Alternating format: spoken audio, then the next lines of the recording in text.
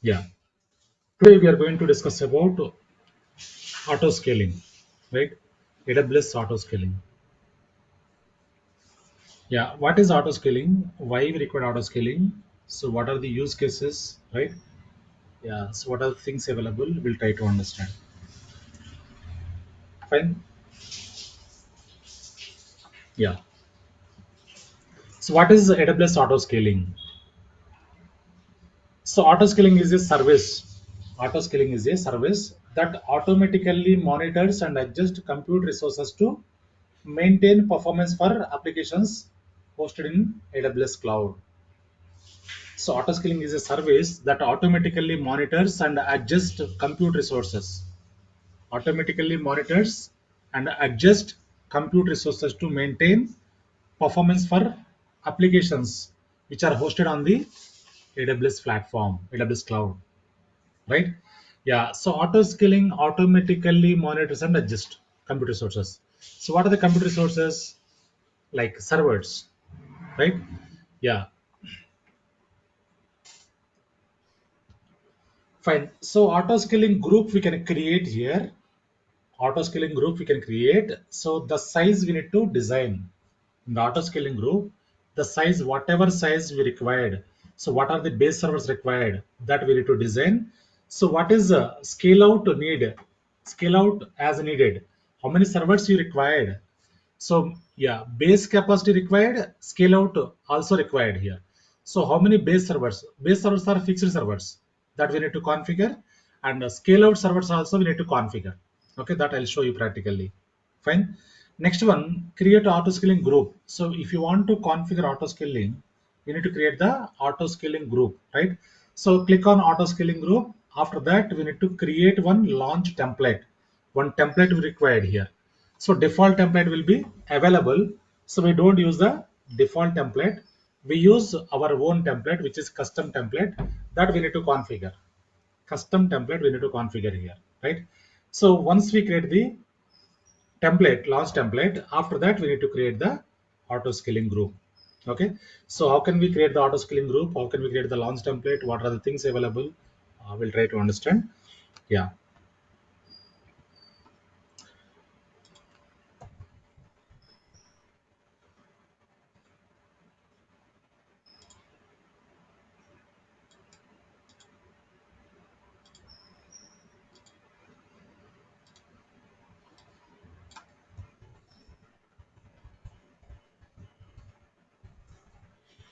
AWS auto scaling. And so when we talk about auto scaling is having two types of scalings. Two types of scalings are available. First one is horizontal scaling,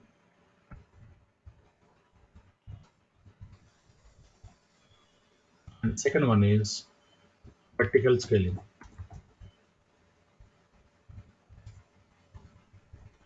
Horizontal scaling and vertical scaling. So what is the horizontal scaling? So when the demand comes, when the more requests are coming into the server, right? As per the threshold, once reach the threshold, it will add EC2 instances. It will add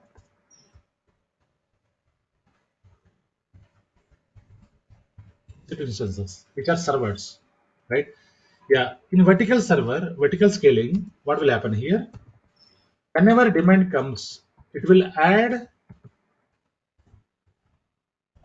compute resources. They are like RAM, CPU, hard drive, etc. Right? Yeah. Whenever demand comes, so horizontal scaling will add the servers, EC2 instances. For example, we create servers, two servers, on the two servers, application running. The two servers we configured in auto scaling. The application is getting more hits, more requests. By the time what will happen? Automatically, auto scaling will monitor and adjust EC2 instances in horizontal scaling. So whereas vertical scaling, whenever demand comes, what will happen? It will add a RAM, CPU, hard drive, etc. Whatever things required. Okay. Yeah. Now what we will do, first we'll discuss about horizontal scaling. So after that we'll discuss about vertical scaling.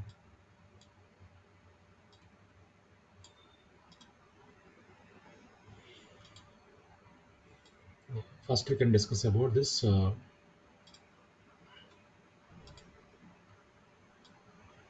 horizontal scaling. Okay. Yeah. Here let us take small example. Let us take small example, which is we have a very popular example, which is IRCTC example. IRCTC example. So what is IRCTC? It is a ticketing system, right? Indian Railway, right? Indian Railways website, right? Yeah. So in IRCTC, what will happen? So how can we, yeah, what are the things available? We'll try to understand. So before that, so in AWS Autoscaling, there are two types of servers. There are two types of servers. There are two types of servers. What are those? We'll try to understand first. Yeah, auto scale up instances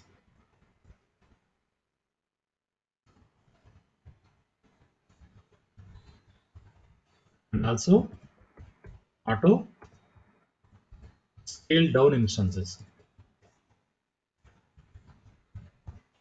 Auto scale up instances and auto scale down instances. Two types of instances available in auto scaling. Okay, auto scale up instances, auto scale down instances. Right now, let us try to understand IRCTC example. IRCTC. In IRCTC, what will happen? I will try to understand. So normally IRCTC, what they will do, they configure some servers to maintain IRCTC application. For example, they configured three servers.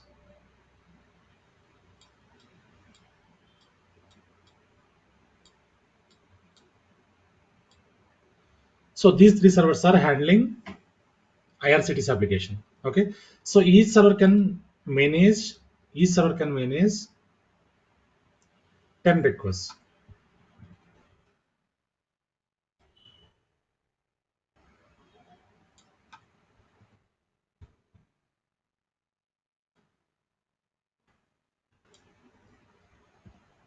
Yeah, each server can manage 10 requests. 10 requests.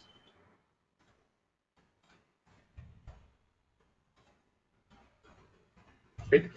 Yeah. So normal time it is fine. Normal time we can book easily. The ticket we can whatever tickets, if you want to book any ticket, you can book the ticket easily, right? So in normal time we can easily book the ticket. But Tatkal time, what will happen? Tatkal time. So here three servers are handling 30 requests, right? So 30 requests, if you receive 30 requests, right, it is fine. Nothing will be happened. So when we get 30 requests, servers can easily manage without any issues, right? But here in Tatkal time, what will happen? Drastically, the request will be increased to 100. In that case, what will happen? The servers cannot manage. These servers cannot manage, right? So that is why what will happen? Session timeouts will be happened, right? Site will not be opened. 403 errors, right? We get so many errors, fine. So why we get that errors? Backend they write some program. They write some program. Any request is in queue for 2 minutes. Session should be timed out. Any request is in queue for 2 minutes. Session would be timed out. Timed out. So why they configure like this? Because if all the requests are in queue, all the people are trying to book the product. By the time all the people try to book the tickets, by the time all the requests are in queue, overburden will be happening on the servers. Overburden will be happening on the servers. That is why automatically it will be timed out. So after 2 minutes, right? That program written by programmers, IRCTC team. Fine. So here, if they want to configure the servers, they check historical data. They check historical data. So last 4 months, how there is tickets, how the tickets booked, how many requests comes, how many requests came into the IRCTC. So based on the calculation, they create the infrastructure servers. For example, last month IRCTC received 25 requests. Before last month, they received 28 requests. Before last month, they received 30 requests. Before that, they received 22 requests. So on whatever highest value is there, based on the highest value, they configure the servers. So this is the highest value, right? That is where they configure the servers. So normal timing it is fine. Tatkal time it is not. It is very difficult to handle the servers because Tatkal time by 10 o'clock or 11 o'clock, right? So drastically the request will be increased, right? By the time this service cannot manage. So because Tatkal time more requests coming in, right? So once Tatkal starts, within 5 minutes tickets will be gone, right? Within 5 minutes tickets will be gone. For that 5 minutes, they don't increase the resources here. They don't increase the, they don't add the additional servers. For the 5 minutes, every day 5 minutes only, right? Demand for the 5 minutes they don't add servers because so if they add any servers they need to buy all the licenses and they need to recruit admins to maintain the servers, they need to configure all the servers, they need to manage the servers. Just a minute please.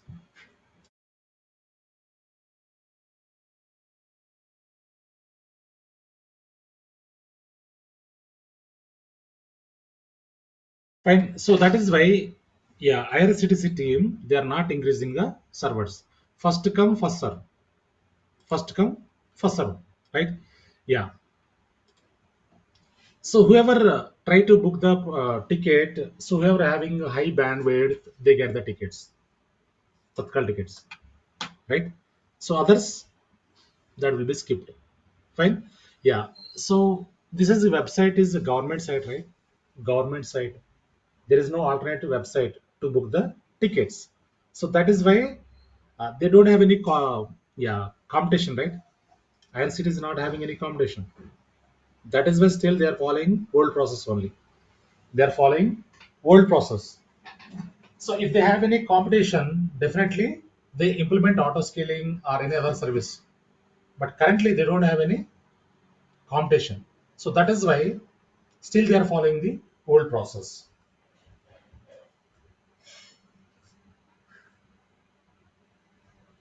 Fine. Yeah. So let us take one more example here. Okay. So let us take Flipkart example. Flipkart. So in Flipkart, what we will do, we book products, right? So we can connect to Flipkart and we can book the products, whatever we require. Fine. So in Flipkart, so normally they give some festival offers, New Year offers, right? Some offers, right? Summer offers, winter offers, something like. Yeah. So whenever they put any offer, whenever they give any offer, right? So for example, they give offer 11 a.m. to 11:30 a.m. They're giving some offer. Okay. By the time, what will happen? So people will try to book the product. So in 2020, Jan 1st, they gave an offer. So 11 a.m. to 11:30 a.m. only 30 minutes. They gave one mobile offer. So mobile that was costing around 22K, they gave for 9,000 something. They gave for 9,000 or 10,000 something. Okay. Yeah. So by the time they expected 15,000 users. 15,000 users. They expected 15,000 users book the product. Okay. So they prepared 15,000 users required infrastructure, servers. But actual turn up, by the time, actual turn up 25,000. 25,000 users try to book the product, right? So what will happen here? So they prepared infrastructure for only 15,000 users, but 25,000 users try to book the product by the time. What will happen? Site will not be open, right? Website will not be open. No one will get the mobiles, right? So that will be happen, right? Because high traffic, more demand. Fine. Yeah. By the time no one got the mobiles, by the time no one got the mobiles, so immediately what they did, they implemented the auto scaling. So after 1 month, immediate after a few days, not 1 month, after a few days, they implemented the auto scaling. So currently, so if they give any offers, right, site will not be down anywhere. Site will not be down anywhere. So yeah, everyone can access the website, right? Just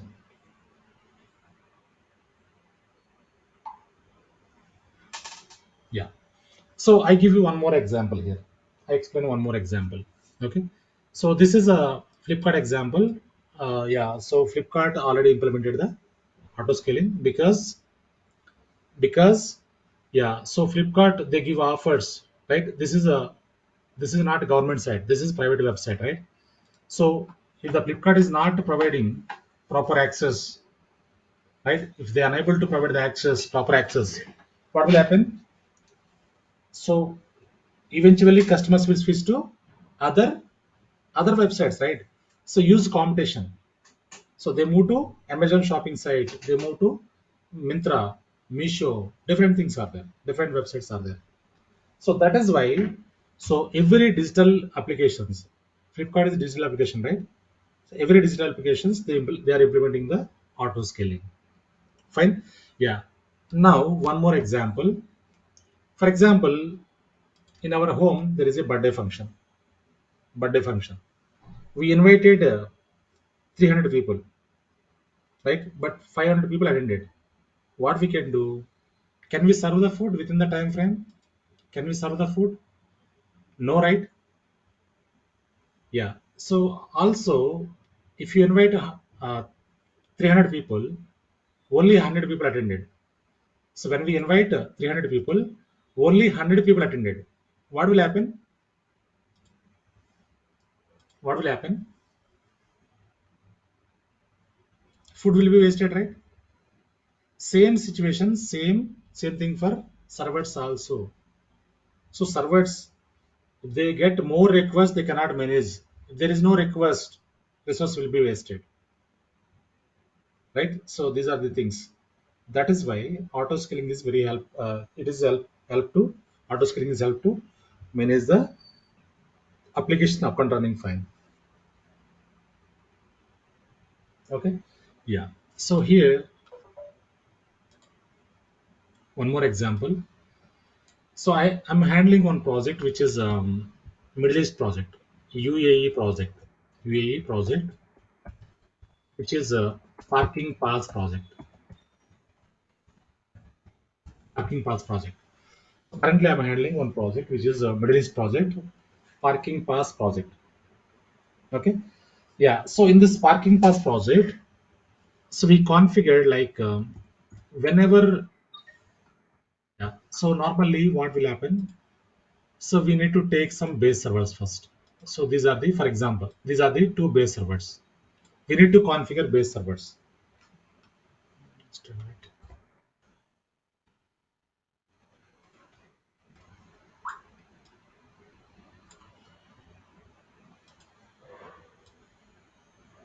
Right. These are the two base servers. Okay. First, we need to configure base servers. So these servers will not remove, will not add. These two servers will be fixed servers. Okay. So in our parking pass project, what we did here, how we configured? So whenever CPU utilization reaches to, so these two servers, these are the two servers, base servers. These two servers configured as cluster. These two servers we configured as cluster. What is cluster? Anyone? What is cluster? Anyone? What is cluster? Can you put it in the chart? What is cluster? Cluster is a cluster is group of servers as one unit, group of servers, right? Yeah. So cluster is a group of servers. Fine. Yeah. Cluster is a group of servers. So what is the use of cluster here? What is the use of cluster? Advantage of cluster.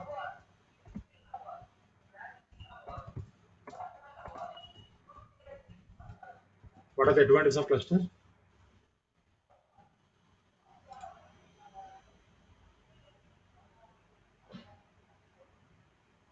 Right. Advantage of cluster is fault tolerance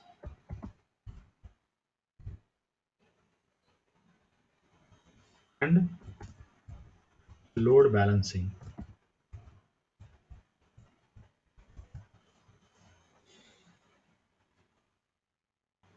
Fault tolerance and load balancing. So what is fault tolerance and what is load balancing? Fault tolerance is nothing but when we configure cluster, if any one server is down, application will not be down anywhere. In the cluster, two servers are there. So two servers we configure as a cluster, as a group, right? So one server is down, application will not be down anywhere, right? Application will run without any issues. Fine. So load balancing, what is load balancing? If one server is getting more load, that will be balanced to the other server, right? So which is nothing but, yeah, cluster. Cluster is a group of servers, right? So advantage of cluster is load balancing and fault tolerance, right? So this is interview question, Andy. This is interview question. So everyone need to understand this. This is a very important interview question. What is cluster? What is the use of cluster? Right? Fault tolerance and load balancing. Clear, right? Yeah. So here we created the two servers, which are base servers, which are available in the cluster. Okay. So in this Middle East project, parking pass project, we configured some threshold.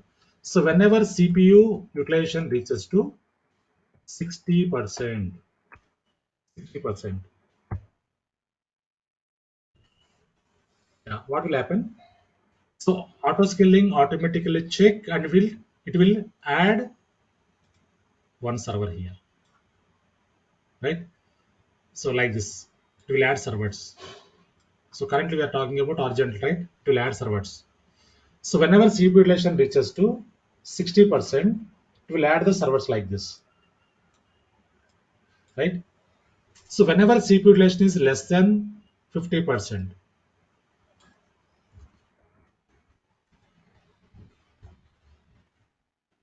automatically it will remove the servers. It will remove the servers. Whatever servers we added here, that will be removed. Whatever servers added here, that will be removed when the CPU utilization less than 50%. Okay. Yeah. So auto scaling automatically monitors and adjusts compute resources whenever application is getting more hits, right? So once the CPU utilization reaches to 60%, automatically auto scaling what it will do, it will add the servers into cluster directly like this,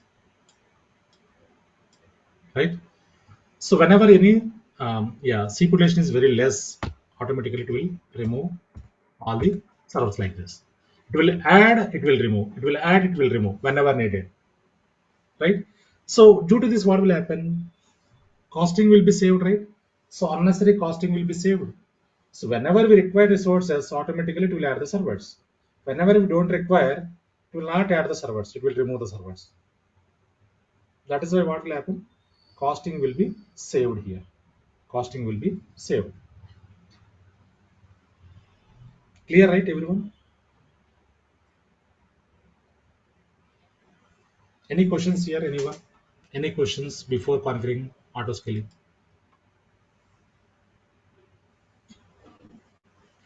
You put it in the chart.